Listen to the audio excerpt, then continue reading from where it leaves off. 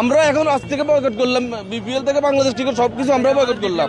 আমরা টোটাল আর বাংলাদেশের খেলাই দেখবো না। আজকের পর থেকে আমরা বিপিএল বয়কট করব, কারণ যেখানে ভারতের বিরুদ্ধে কথা বলার পর একজন পরিচালককে অব্যাহতি দেওয়া হয়েছে, আমরা আর আজ থেকে বিপিএল দেখবো না।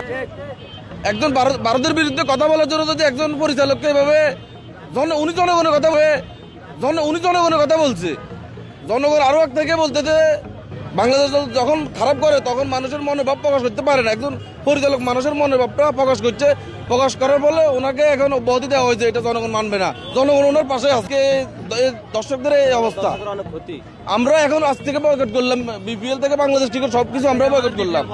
আমরা আর খেলা দেখতে আসবো না, সব ধরনের খেলা ক্রিকেটে আমরা আজ থেকে বয়কট করলাম। আমরা টোটাল আর বাংলাদেশের খেলাই দেখবো না। যারা আজ থেকে বিপিএল বাংলাদেশের খেলা বয়কট। হ্যাঁ কেন, মানে যে হাজারো মানুষ আসছে এখান দূর থেকে, আমি নোয়াখালী থেকে আসছি, টিকিট কাটছি, ঢুকতে পারি নাই, আমাদেরকে ঢুকতে দেয় নাই। তাহলে আমরা কি মানুষ না? আমাদেরকে একটা দূর থেকে আনি একটা অপমান করা হয়েছিল। এরা সব ভারতের দালাল। আমরা চাই না বাংলা মাটি যেন ভারতের দালাল না থাকে।